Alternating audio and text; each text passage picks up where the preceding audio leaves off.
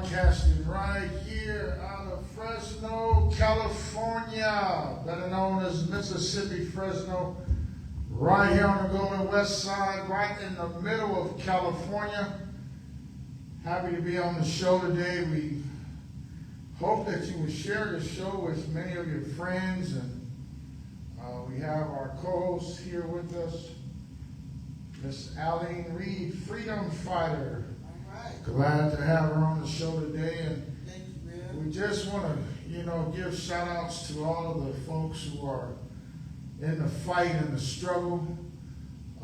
There's a lot going on right now. Across this country right now. Got a government shutdown. I just turned 55 years old, man. I know. You always say I'm a tadpole. You are a tadpole. You are a tadpole.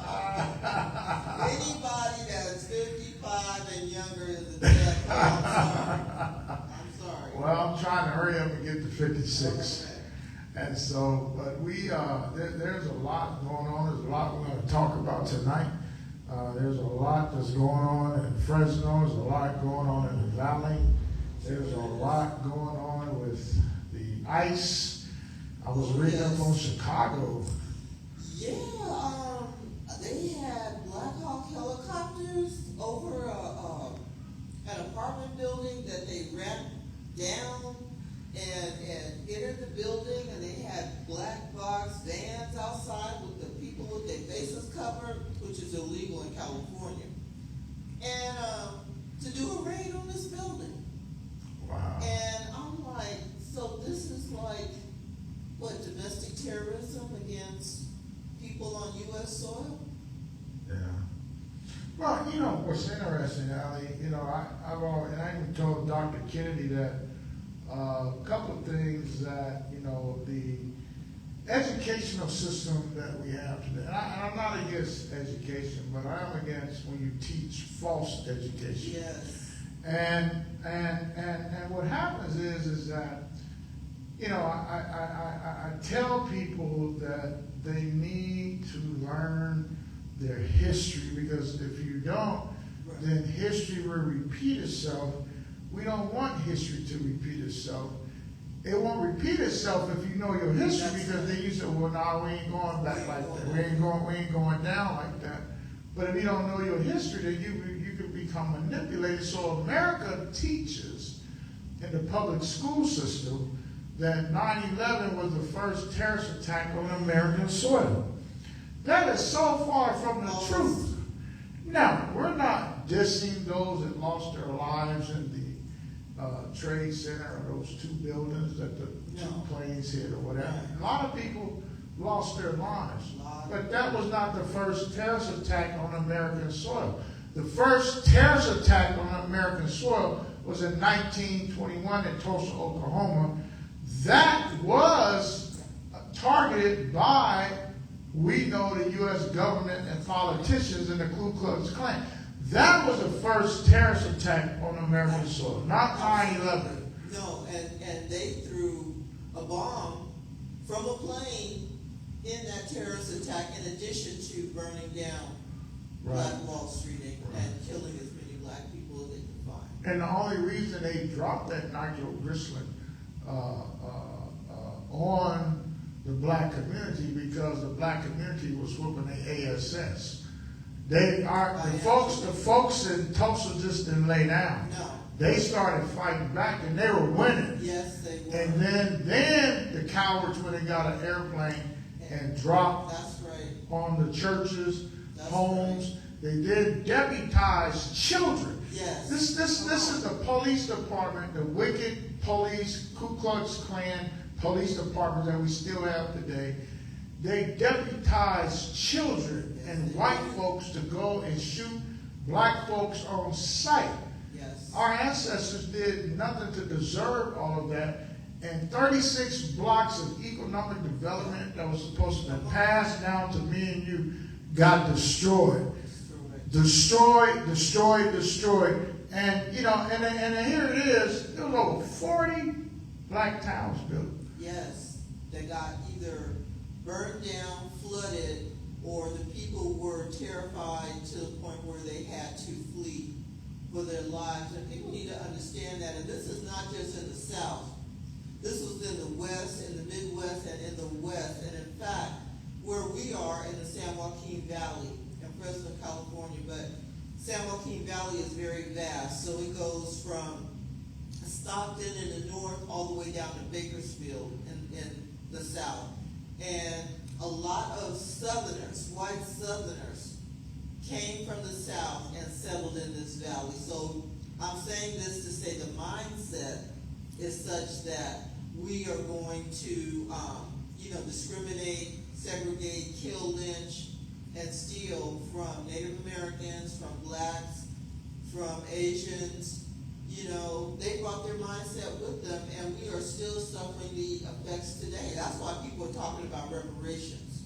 And many white politicians, many workaday Jane and Joe Doe, they don't want to talk about reparations because they know that they owe us the money. They owe us the money. Right. And so, I was doing some research today before our show, and it seemed like the older I get, the younger I get, not old, but anyway, younger or old. He's young. I'm still that tadpole, y'all. I'm just, sometimes I have to stop reading from getting so upset, because when we look at 400 years of chattel slavery, when we look at this Constitution that was created by privileged white men back in 76, if my mind serves me right. Right. It was started in 1775, and I believe it was ratified. Right. 1776. Right. That my ancestors had no input on that Constitution that these white folks, plantation owners from all over the world had created their Constitution for them to be privileged to call the shots and make all the decisions for humankind. Right. And correct me if I'm wrong, Aline, they even thought they put in the Constitution 3/5. Right, for tax purposes. We were property, and so we were 3/5 of a person, so that they could calculate how much taxes would be have to be paid for our existence. Wow. Isn't that something?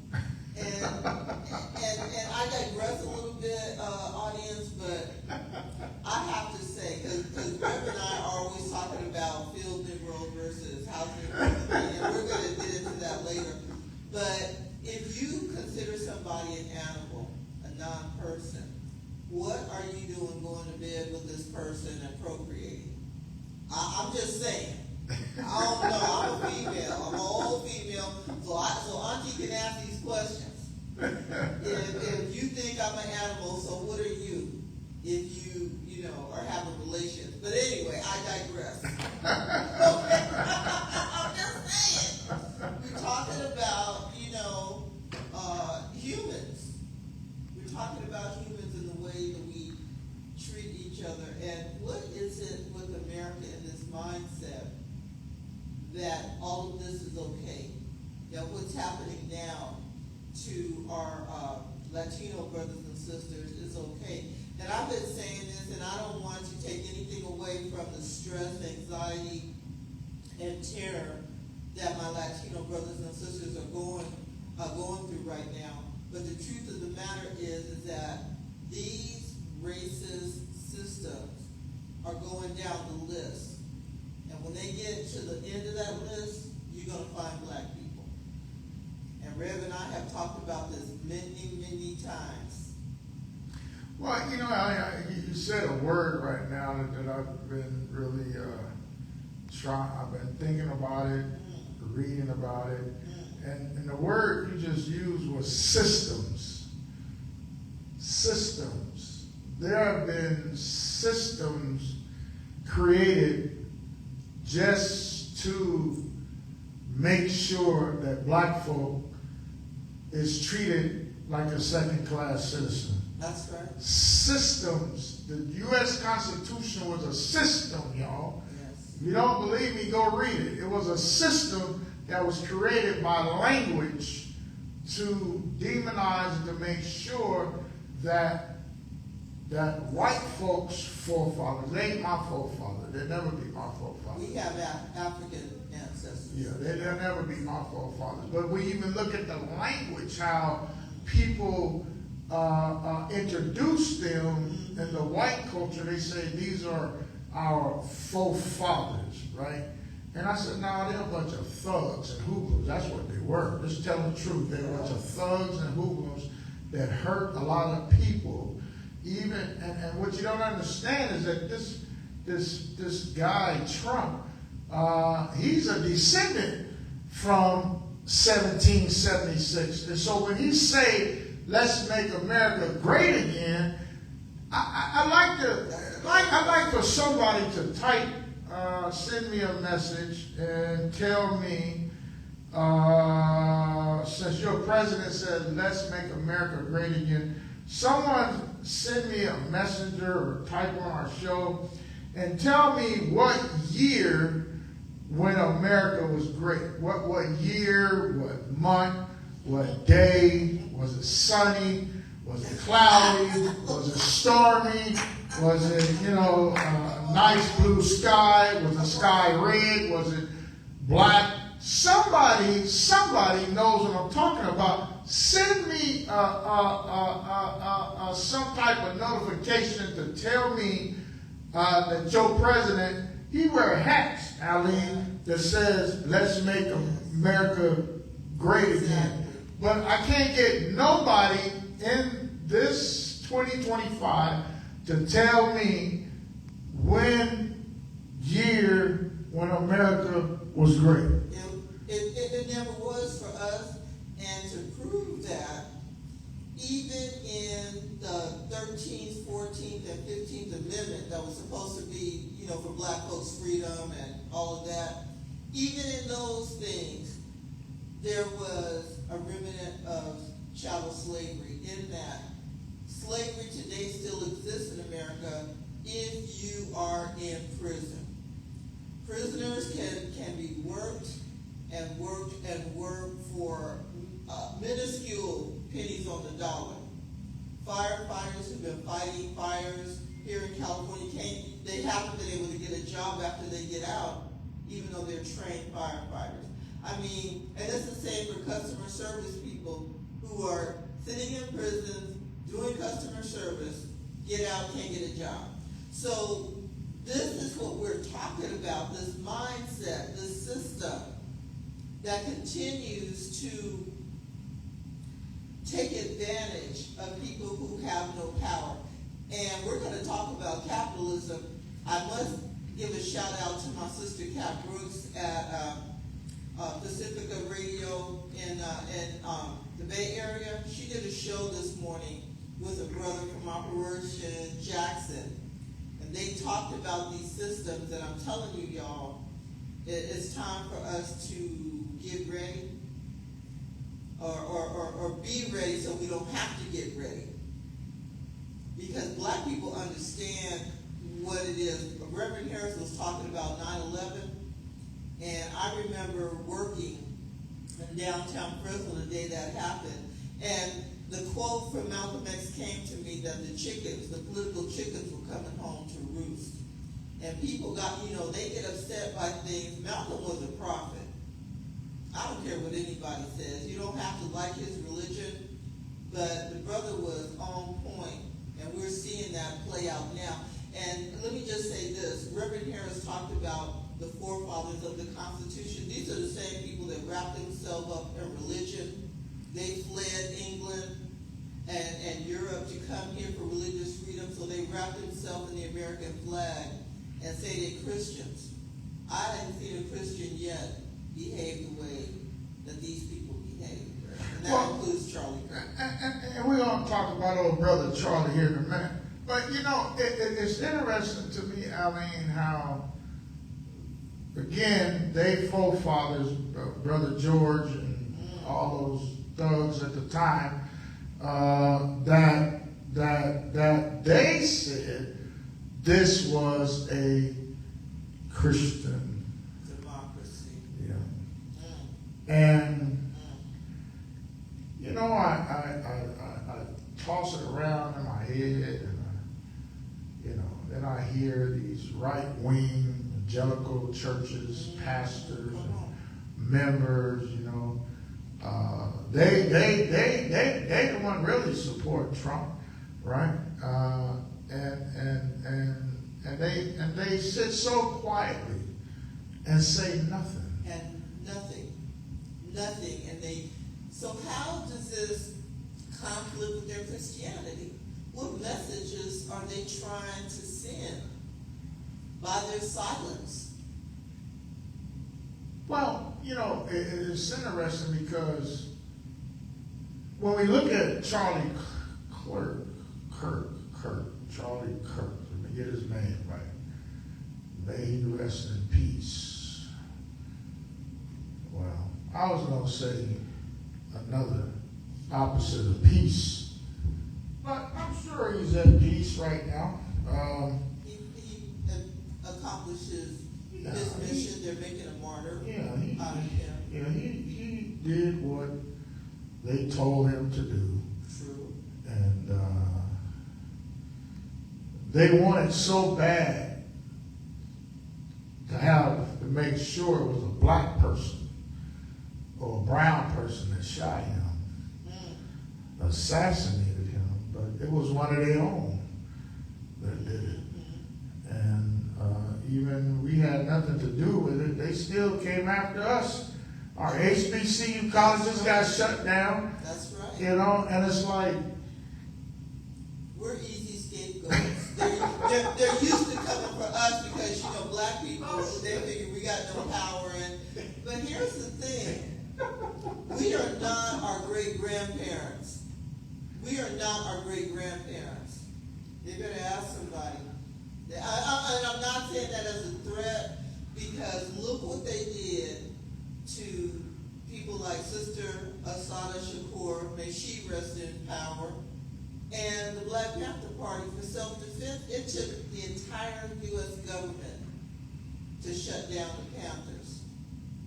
The whole U.S. government, Rev, they went after them with quintuple, the same people that went after Martin Luther King Jr., had him under surveillance because he was well loved by his people. And they can't have that. They have to have us in chaos with each other.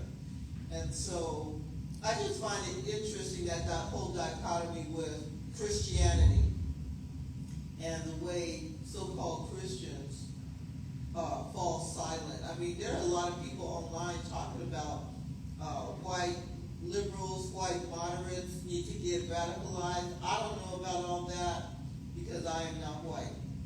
But I know that it's going to be important for us to look at real allies. Because it's going to get real serious real quick, because if there is a culture war to coincide with the cancel culture that we now have, I mean, it's almost like you can't even discuss anything. Look what happened at the UN this week. When Bibi Netanyahu stood up and started talking, half the room got up and left in protest. And I can't remember if they did the same thing for 47, for Trump. But I know a lot of people were saying boo when he was up there talking. I mean, we have a toddler, a racist toddler in the White House, and he has all his MAGA minions doing his evil work. They flew in the military grab this week and had all these people come to hear Hegseth and Trump ramble for nothing. They expected to get cheers and yays and all this, these two men, and the military honcho sat in silence.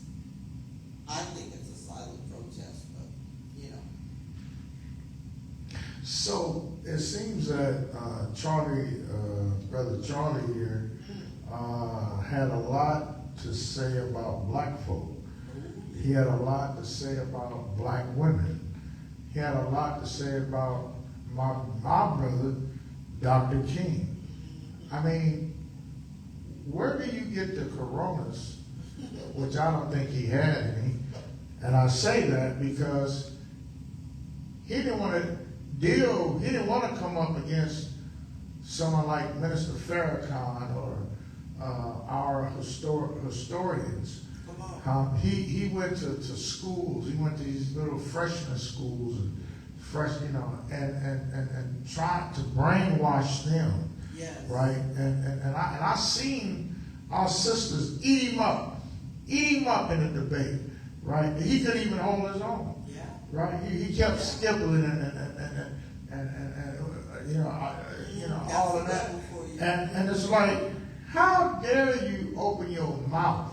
See, here's the problem that I have with black men today. See, and I don't know what the deal is with some of our brothers, but I need to make an appeal. I need to go to the laboratory, and I need to make an appeal for black men to grow some coronas. Other words, testicles, okay? Because when somebody open their mouth about our black women, there should be consequences for that. And this Charlie brother was so willingly to speak about our black women, and there was no, huh? He said we were stupid. How you complex ideas. Based off what? What is he imagine? Racism, misogyny. He just hate women in general, but he particularly hate black women. And don't know that that's his mother. Exactly. Because Eve was a black woman. So if you know your history, you understand that white folk, that you come from black people. So you're really talking about your mama and your daddy. I'm sorry you didn't know that. Go do your research. I've done mine. Go do it. So I was reading this information today. How he talked about if he got on a plane and seen a black pilot driving the plane, he said, "Boy, I hope he's qualified."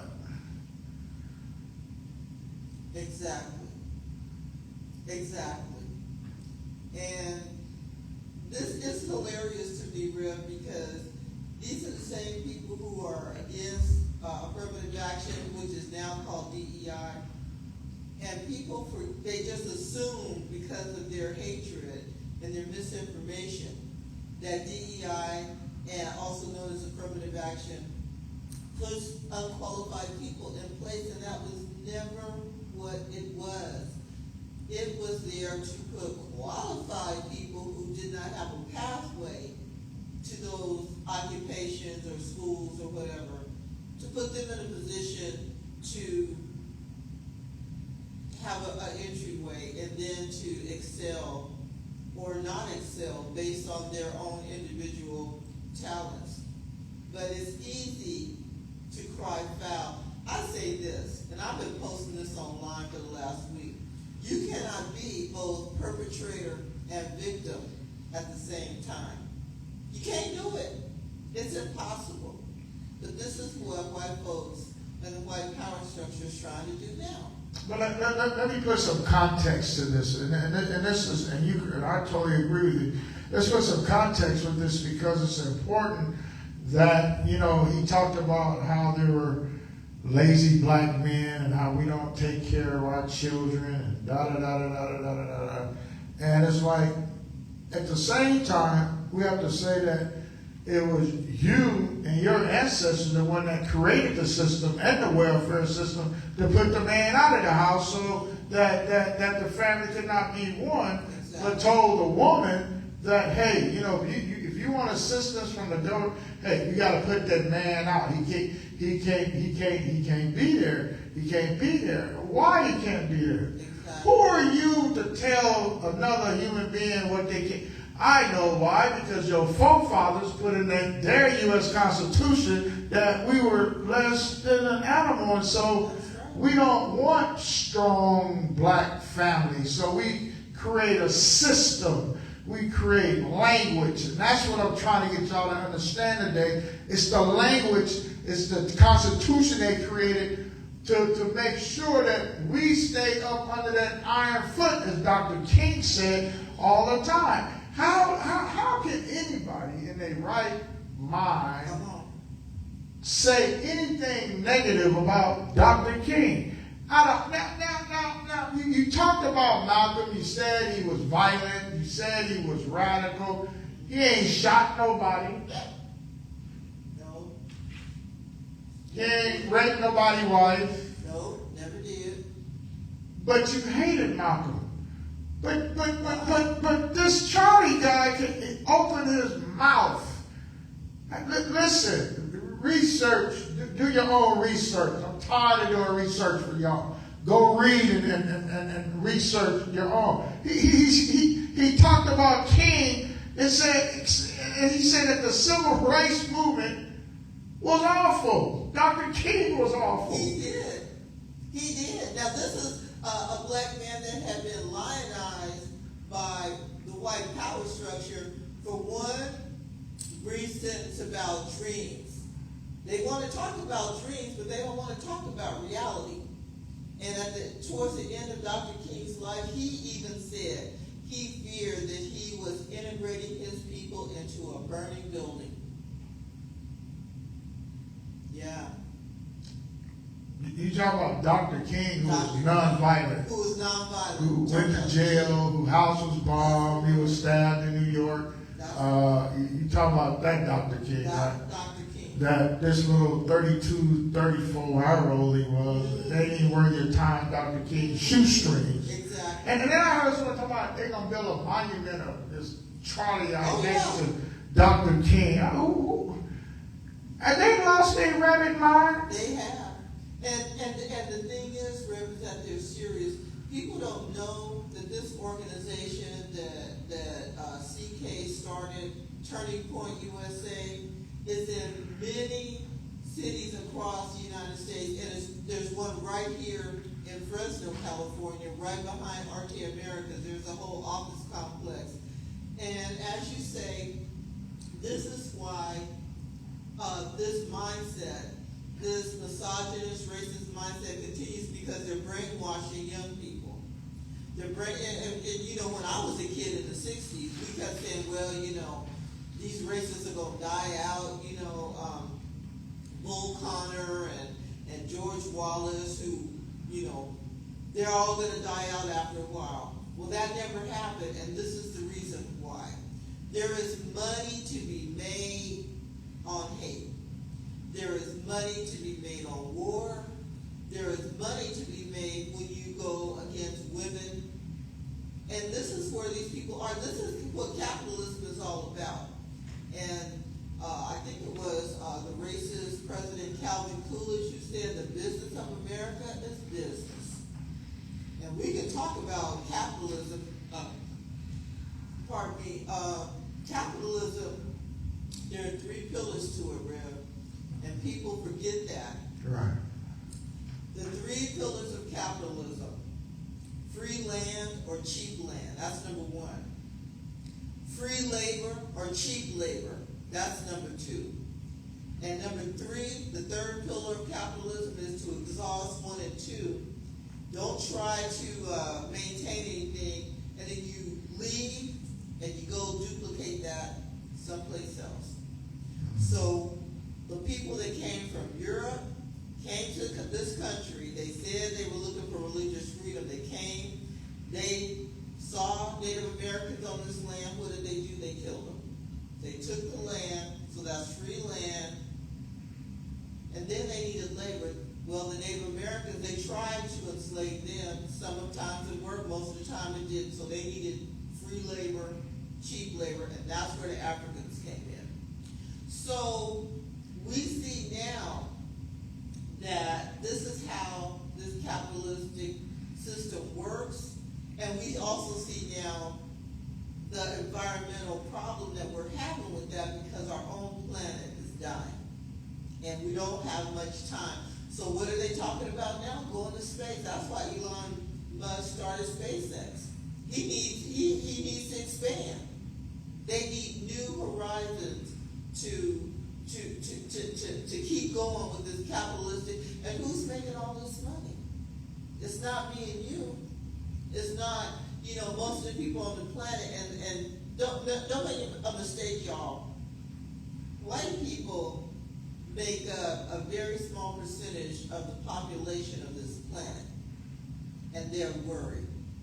This is why Elon Musk have all these kids by all these different women, and and that's why the Ku Klux Klanners are always saying, go procreate, and Jews will not replace us. They're afraid. They're afraid of a black planet, of a brown planet, of an Asian planet, of a red planet with Native Americans. They're afraid. But you know what? They started that one drop rule. Why? Because it was beneficial for them to make money off black people who only have one drop of white blood. So it's come full circle now, Rev, and people are scared and overwhelmed and trying to figure out, what are we going to do? How are we going to survive? Wow. That's deep capitalism. We see that right here in West Fresno. Oh, yes. Capitalism, gentrification coming down. And I just want to let our listening audience, and I guess I'm speaking more to our black people, is that, you don't come from a lazy people.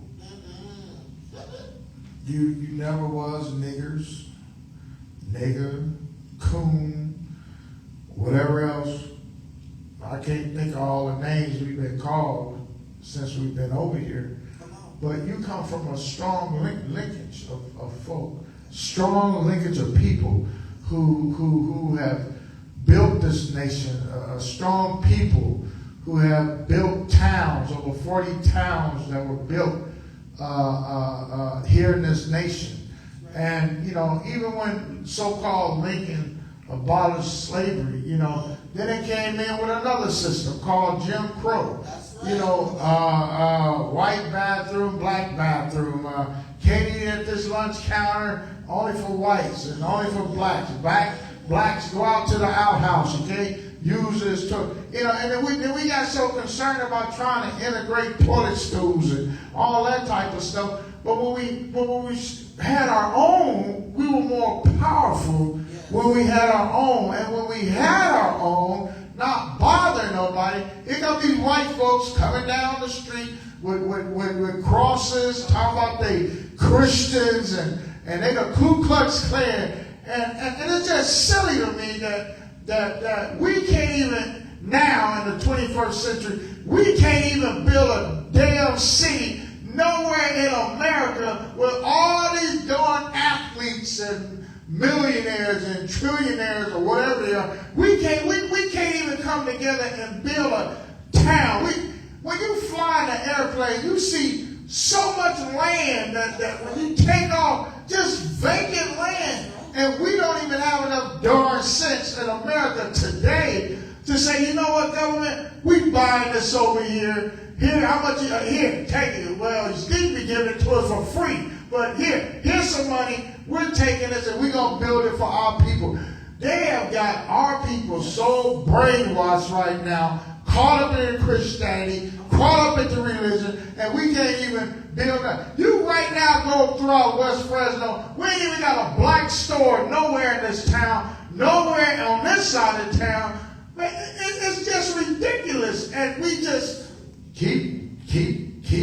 Oh, I want to get drafted for the Dallas Cowboys. And I want to go work. I want to run up and down the field like a jackrabbit, like a fool, getting the hell knocked out of me for this plantation master sitting up here in the booth with him and his kids and grandkids watching my little slaves run up and down the field here, over there, over here, over there, over here. And it's like,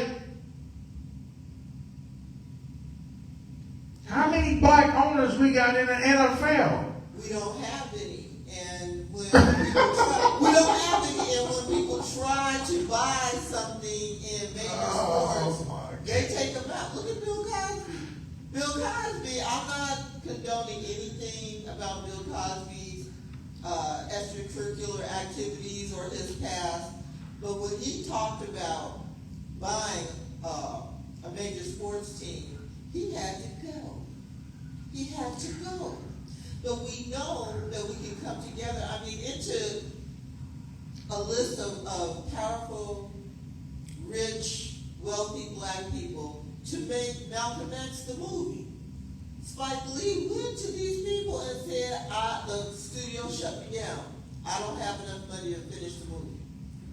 And they all came together and did it. If they could do it for a movie, they could do it for their people. And we need to understand, I love black people. I love y'all. We have got to stop reinventing ourselves every 20 years. That is not the way to build generational wealth. You have got to buy something, like Rev is talking about, and then hold on to it. Yeah.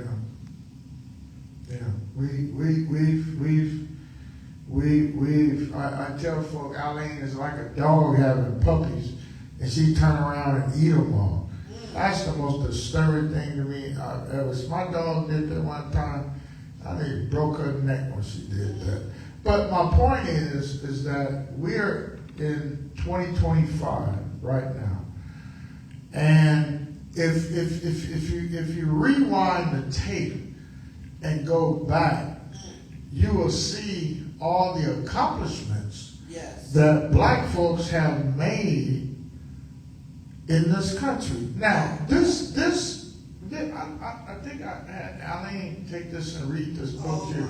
This book right here, this book here is called Without Sanctuary, and this book here, you need to get this book. It's a good read, but it's a hard read because you will see your ancestors being lynched and murdered under the U.S. Constitution flag that y'all love, saluting, saying they pledge of allegiance.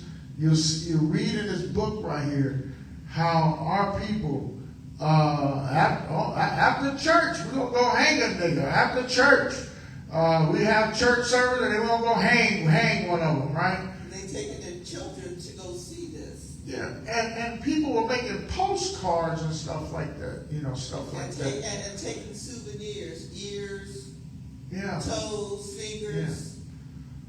Yeah. This is not made up history. This is real U.S. American black history. These things happen. These atrocities happen. And so when black people talk about this, Rev, it's like dueling atrocities, right? Oh, well, if you're Jewish, you want to talk about the Holocaust. Well, when is our Holocaust going to end? We've been going through domestic terrorism for 400 years. And people get the wrong idea. And I tried to explain, I stopped trying to explain this to white people that I consider friends and allies. If it would have been simple if they just did separate but equal and gave us equal facilities. They could not do that. It's not that we were so enamored of sitting next to our white peers in schools. That's not it. But instead of doing the right thing and having separate but equal facilities, they gave us less than. Old Torah textbooks that are out of date. All these things that they knew were wrong, and they did it anyway. How can you justify something like that? But these atrocities, I was so grateful that Rev let me borrow it. Because he knows, that I love books. I cried my way through this book, especially when I got to the part where pregnant black women were being lynched and their babies being slashed out of the womb and then falling to the ground and having their heads stomped on. I mean, you can't make up this kind of stuff. So these atrocities that happen, so what we gonna do, Julie, atrocities now? No, we need to acknowledge the fact that black people have gone through this and are still going through this, and we're not having it. We are not our great-great-grandparents. Be advised. And this is not a threat. We are telling our people to be ready. That whole notion of anti-woke, black people have been talking about being woke since slavery. Keep your eyes open. Patty rollers are coming. And people forget that's where we got law enforcement from. Patty rollers, sheriffs, that was their job to come and get us, so we ran away from plantation owners. Never forget that. I got people in my family who are in law enforcement. I love the law. Hell, I went to law school. I love the law because I figured that's the civilized way to fight for your rights without bloodshed. But still in all, they kill us. Mike Brown, Sandra Bland, George Floyd, we could go on and on, Rev. Oscar Grant. Oscar Grant. Right down the street, Uncle Bobby's nephew. Uncle Bobby's nephew in Oakland was shot in the BART station. Police turned him over, handcuffed, put a bullet right back in his head. And it's important that you all understand that the public education school system is not going to teach you the truth. It's going to be so watered down. You know why it's going to be watered down? Because they wouldn't even teach about Malcolm X in the public school system. They wouldn't even teach about Malcolm X. And Malcolm X, this is the thing about Malcolm X. Malcolm X didn't get educated by the white man's school system. Malcolm X taught himself in the jail, in the prison, went through the nation, and was the most profound speaker that we've ever had. Profound. Listen, look Malcolm X up. He talked so eloquent with these white reporters and all of this, not stumbling over his word, but he said one thing. He told a reporter, he said, one day, black people is going to wake up. And the time is now. That's right. Everything Malcolm X said in the 60s is now. Malcolm was the one who said there was going to be a race war in America. Yes, he the one said it in the 1960s. King finally figured out what Malcolm was trying to tell him, and King said, like you said, I've been sending my people into a burning house. But see, family, the problem is that we're like crawdads right now. We're like crawdads. We can't seem to figure out how to trust each other, how to support one another. We can't even figure out if one person opened up a business that we all patronize. Because see, that's what other ethnics are doing in their communities, right? So that's how we were able to build so much coming out of Jim Crow. We built cities. Why is Allensworth down there and Tulare, which white folks destroyed that and killed Colonel Allensworth? How come the best we can do in California is turning into a goddamn park? Why? No, with all the millionaires in this state or the country, how come we haven't came up with a game plan and said, listen, we're buying all this land back from you, government. This is going to be our town, and we're going to police our town. We don't need your police officers. We're going to have our own economic revenue coming in here. We got our own railroad line. We have our own airplane. Why black people can't think like that today? Why we always got to be the goddamn consumer? How come we can't be owners of anything, but we always want to be goddamn consumers? How come we can't teach each one about how to build a credit? How can we understand that every person should be a house owner but not a renter? These are the things that I'm talking about right now that we need to be working on as a people right now. But when you sit right in the middle of California, Mississippi, Fresno, Cal, Alabama, right in there, 2025, this is October the 2nd, 2025, and black people conditions in this city is so tore up from the floor up. And we have these self-appointed Negroes, self-appointed people in this running organizations. People's all about themselves, but not about the community and black people. And I dare anybody to come on this show. Anybody, I don't care if you're black, brown, yellow, Big Bird, Barney, Mr. Ed. It doesn't matter. Turtle, giraffe, elephant. Come on this show here and talk to me about the conditions of black people here, because our black people in this city is but they're not at the bottom of the barrel. Black people is not at the bottom of the barrel. Let me get that straight there. Right? Black folks in Fresno is not at the bottom of the barrel. They below the barrel.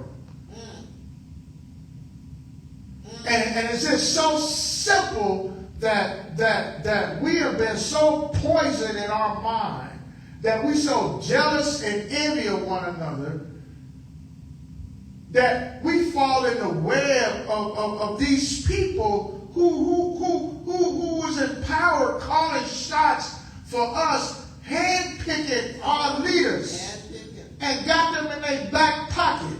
See, I don't understand, Aline, why it's so important. If you're at the bottom of the barrel and you see your people at the bottom of the barrel, but it's more important to be giving each other awards, and it's more important to be having dinner and eating some fake steak and meat that you shouldn't be eating in the first goddamn plate, and you just want to give out awards to each other. It's all just passing awards. But we ain't got no black political power nowhere in this city. Don't even have a black city councilman nowhere. Not a black board of supervisors. So what are we really doing here in Mississippi, Fresno? That's a good question. And that's an excellent question. And that was a question I was asking myself at the candidates forum that they had at Westside Church of God earlier this week. I got a handout for the 4th annual Fannie Lou Hamer celebration. And I'm looking at the speakers list. And in the middle of the speakers list, what name do I see but Jim Costa? And I said, wait a minute. Jim who? Costa. What is he doing? Nothing for black people. I thought Costa was the one that was supporting the Israel war. Exactly. He's our representative, and he's supporting the Israel war. That's right. And he won't meet with any constituents in Fresno. He won't take any phone calls. His staff won't talk to anybody in Fresno or in Washington, D.C. So I'm trying to figure out, why is this man on the list? And here's the question that I asked myself, Reverend. I asked myself, if Fannie Lou Hamer was alive right now, would she approve the speaker list? And I seriously doubt it. Because Fannie Lou believed in the process of working together with other black people. Now, I'm not saying that every black person on that speaker's list was cool. I'm saying that Fannie Lou would have like, okay. But when I got down to Jim Costa, I'm like, wait a minute.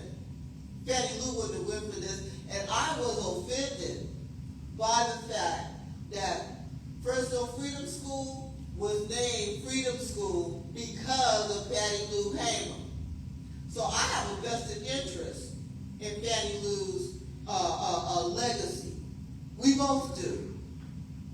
I mean, this is the founder of Fresno Freedom School. I came late to Freedom School, 2016, at the end of 2016. This is the founder of Fresno Freedom School. So can you imagine my surprise to see this celebration? I'm looking down the speakers list, and I'm, okay, black. Then I got to Jim Costa, I'm like, why are we trying to impress him? He don't give two blanks He don't give a flying whatever thing about us. I don't get it. I don't get it. I don't understand Fresno, black people, bourgeois, middle class. We have to live as we climb. What happened to that? But the black brain drain been going on in Fresno since I was in high school. I graduated from Edison in 1976, and most of the people that I went to high school with got the hell out of Fresno. And I did too. I made the mistake of coming back, but I came back for family. But people never saw a future for themselves here, Red. That's why they left. Well, let me put some more context on what Aline has said, our co-host here with the Black Agenda Network here in Fresno, California. We're broadcasting here from the campus of Free AME. And, Aline, I don't know how this happened yesterday, but me and Dr. Kennedy was on the phone. And I don't know how we got on the topic, but she started Googling my name, right? And she said, I just want to see how do Fresno have you listed in the Google search. And all these other names started popping up about black theology. And, I think Croner's name came up, and I think Cousin Bryce's name came up, and B.T. Lewis' name came up, and I think Pastor Billion's name came up, and so she kept looking and looking. You know, you got to put certain words in there, right? Right. And I said, okay, all these brothers are nice brothers. I said, look, I've been in the trenches for over 45 years here in this city, and how do you call yourself a civil rights? How can the newspaper call you a civil rights leader when I ain't seen you stand up for black folk publicly on anything? I mean, it's to the point where, we need to, here's what I think. These are all good brothers. I have nothing against them. They're all good brothers, But when a tire meets the road, right? When a family loved ones get shot in the back of the head by the police, when you're being discriminated in Fresno Unified, right? We don't see these brothers on the front line, but the newspaper had all these nice words and labels, and I'm kind of like, okay. But people, and she kept searching, and my name finally came up, and this and that. But I said to myself, for 45 years, being in the trenches in Fresno, why none of these brothers haven't stood with me? That's a question for the ages. But this is how Fresno works. This is how black Fresno works. This is why West Fresno's getting gentrified. Because we don't have anybody, it's such chosen few who are standing up for black West Fresno. And until we do that, we are going to continue to be at the bottom of the barrel. TCC, 22 meetings. And how did TCC, the money came because of 93706. How has 93706 benefited from that? Here's what happens in Fresno. I mean, let me tell everybody, I'm not new to the game, I'm true to it. We spend so much. See, there's people. There's people don't like your brother. They don't care for me. They don't. They don't like my methodology. They don't. I don't like him. This and that. But I've been in every fight here in the city, and won every fight. I've always stood up for people, but when your mindset and your philosophy is that is not about your people's business, and you're more concerned about taking pictures and eating watermelon with politicians, see, I don't give 2 cents about Jim Costa. And y'all can go tell him. I don't care. It doesn't matter. Because I asked Aline, bring him on our show. Tell him to come on our show. He will not meet with this community about what's going on in Israel. But he's our elected representative. So he feels that he can pick and choose who he wants to talk to and not talk to because he's this big cheese cat that's Congress, been in Congress, I don't know, over 20-some years here in our district. It ain't done nothing for black folk. Don't need to. Because he already knows that black people are going to just, follow the Democratic line. But Jim Costa is a blue dog Democrat. He is a dino.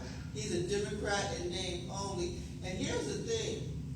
I've been talking about the fact that we need political education and citizenship education in classes in West Fresno since I was at Edison. And Dr. Jackie Hodge, who founded the Black Political Council,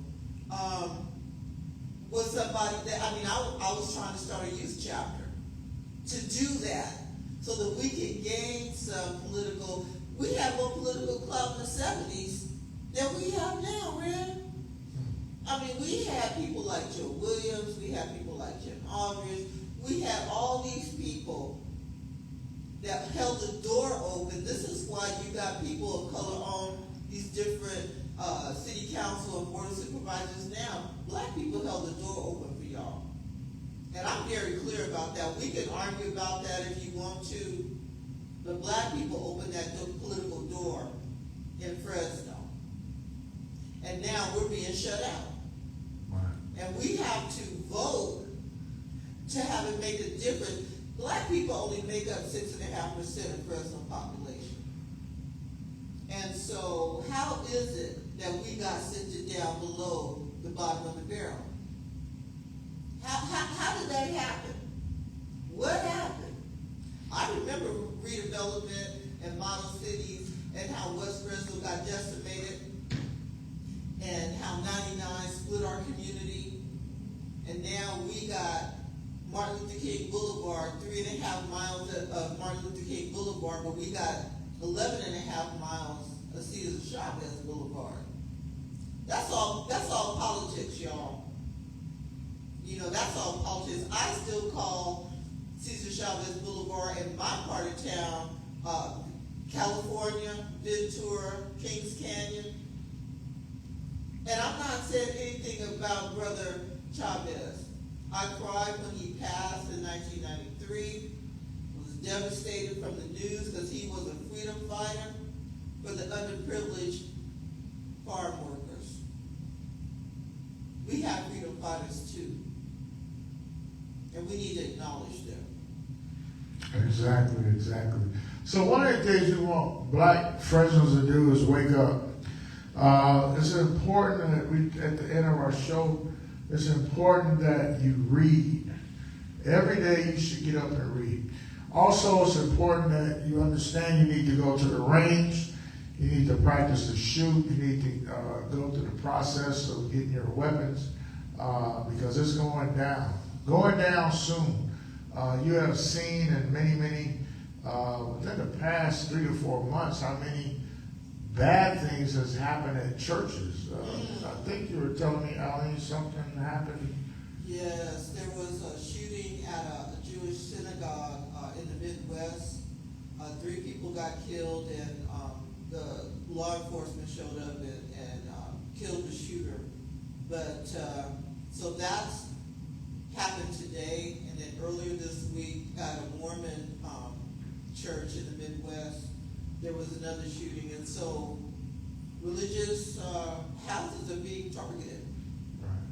Right. Don't forget about the 4 little girls that was blown up in a Baptist church in Birmingham, Alabama. Don't forget about the little white guy, that kid that was in South Carolina went to Bible study, sat there for 3 hours, pulled out a gun, and shot over 12 of our people, including the pastor. That's right. And then the police took him to McDonald's to get him something to eat. So, you know, we're just dealing with a time right now that we have to be true to who we are. We have to be true to what we stand for. Right. And stop worrying about if people like you or not. I told Aline this morning, I said, are they telling the truth? Don't get upset at the messenger. Are they telling the truth? Why would you dislike someone because they're telling the truth? Truth shall set you free. That's why a lot of you black folks are not free, because you're not hearing the truth. Once you hear the truth will have to go inside you and do something to your spirit. But if you never hear the truth is not going to set you free. So you've got to hear to be set free, y'all. That's right. Free your mind, and your behind will follow. Free your mind, and your behind will follow. Thank you for saying it. Free your mind, and your behind will follow. And so we just want to encourage you all, again, to read every day, do some research every day.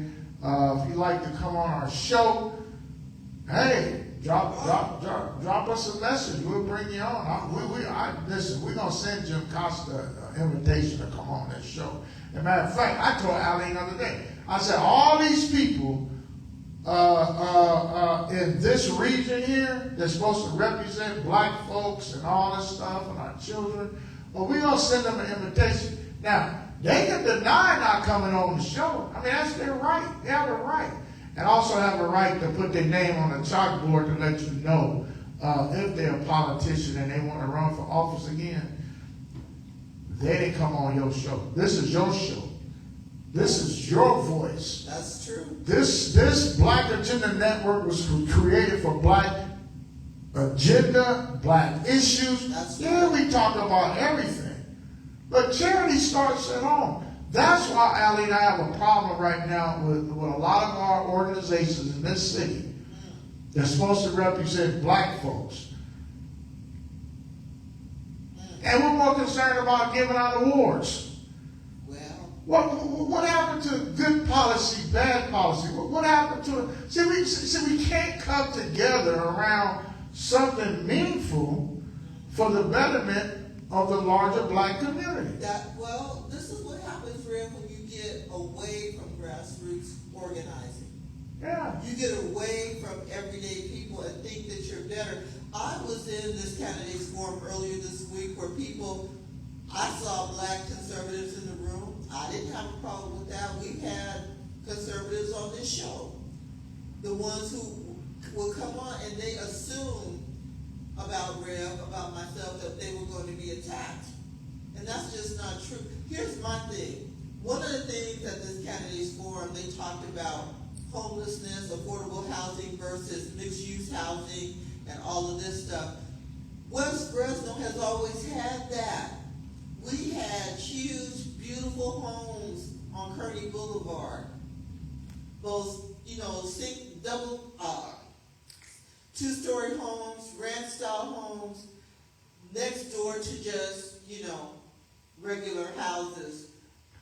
You have pastors and postal workers living next door to somebody who could be, getting AFDC. But I'm saying all this to say we knew how to get along with each other then. You have black pastors in Fresno, like my pastor growing up, Reverend Garrett, Reverend Dawes, Reverend Chester Riggins. Things didn't move in West Fresno without their say-so. We need strong pastors like that. We need strong pastors to stand up for us and say, no, you're not going to gentrify West Fresno. You're not going to gentrify our neighborhoods and destroy our generational wealth. I don't know how better to have this outcry. Where are black people? Where are the leaders? Where are the people who are willing to work with grassroots neighborhoods without thinking that they're better? Nobody wants to be looked down upon. Nobody. And I say to all these so-called Christians, what would Jesus do? And what would Jesus say? Exactly. And you got to hold people accountable. You just, and politicians are good when election time comes. They'll knock on your door, introduce themselves, kissing the little baby. They get in office, and then you don't hear from them for another 4 years. That's right. My grandma, we grew up in Walnut Gardens over by Hunts. And I remember my grandma, when I used to, little bitty baby running around, knocking over chairs. They had these community meetings. We don't even have community meetings no more. And we need that. We don't have community meetings no more. Yeah. And then now, when you have meetings, they want you to send the questions to them first before they come to the meeting, so they can already study. Right? That's not what this is about. So you don't get a free pass from Dr. Harris and Aline. When we call you to the carpet, you should be able to think on your feet. You know what I'm saying? That's right. You should be able to answer questions from community taxpayers who are paying taxes each and every day for their family. You shouldn't call Aline or call me and say, well, Aline, can you give me the questions that you want me to answer? No, you answer the questions when you get here in front of the community. See, everything has switched from the way the old folk used to do it. Now into this modern thing, you want us to email you the questions. We ain't emailing you a darn thing. Because when we have our candidate forum here next year before the election, this whole place, free and going to be wall-to-wall people. And we are not sending you no pre-questions so you can answer it. I had somebody ask me, I think it was, who asked me that I was somewhere and somebody asked me, oh, yeah. Where was I at? We were at the May 1st meeting, protest out at Blackstone and Alluvial. And yeah, I got sick that day, but Rev was going to be one of the speakers. He was in the lineup. And you were asked that question.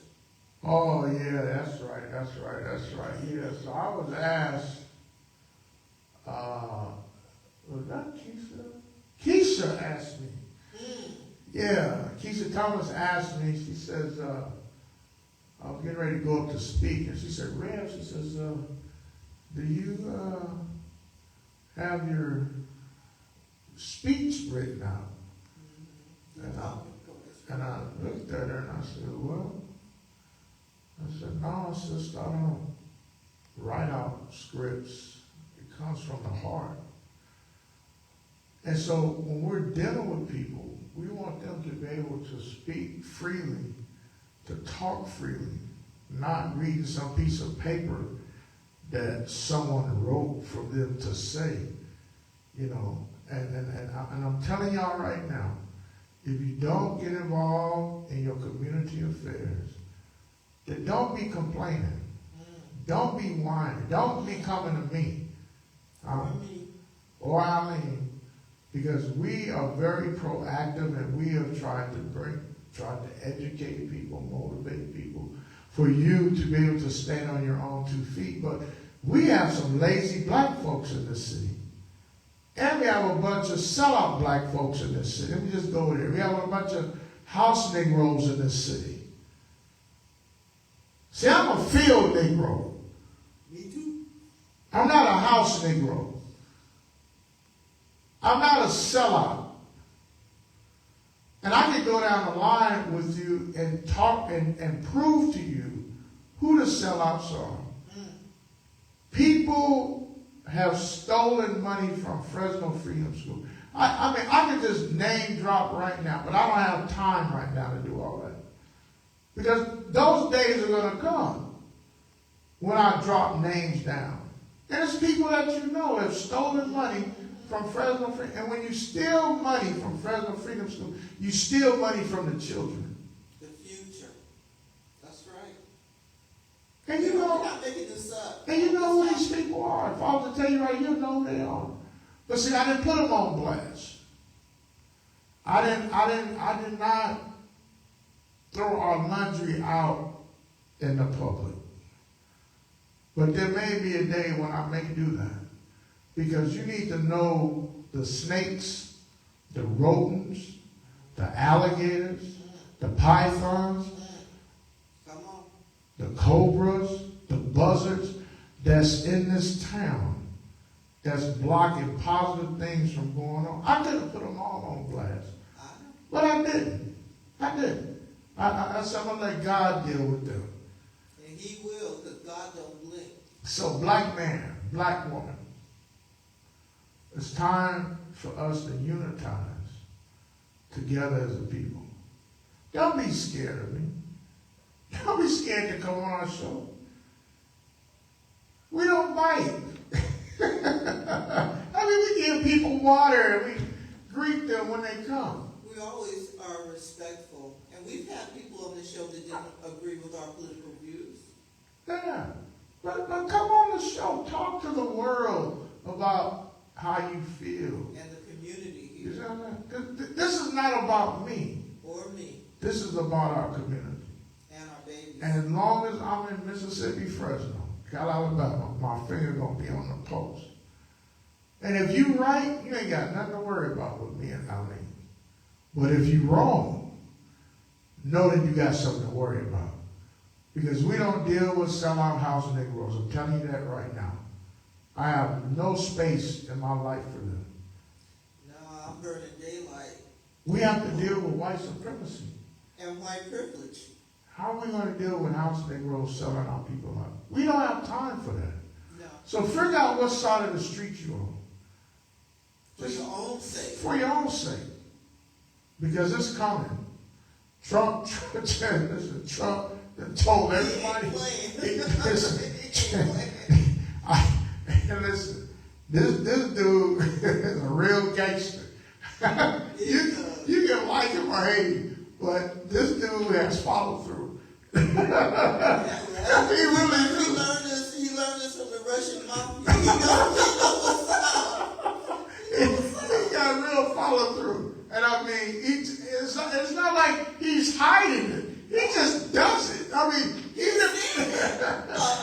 Project 2025, and the 47, he said everything he was going to do. Yeah, he like, he don't even care if he breaks the law. He's still going to do it. I mean, it's just the craziest He said, I'm going to keep going until they stop me. I'm like, he said, I'm going to roll till the wheels fall out.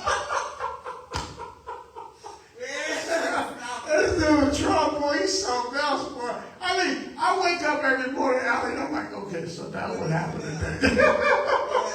They said he called all the head generals to the From all over the world. And it's like, I'm like, what the heck? Thought they were going to clap. And they just sitting there. We got work to do, y'all. Anyway, this is Dr. Harris, co-host Aline. Love y'all. Just want to have some fun tonight. We'll be bringing some more people onto the show here in the next few weeks. And Aline, tell the folks what you say all the time. Y'all know my closing remarks. We want you to stay black till we get back with you. All right. And go to the gun range, too. Absolutely.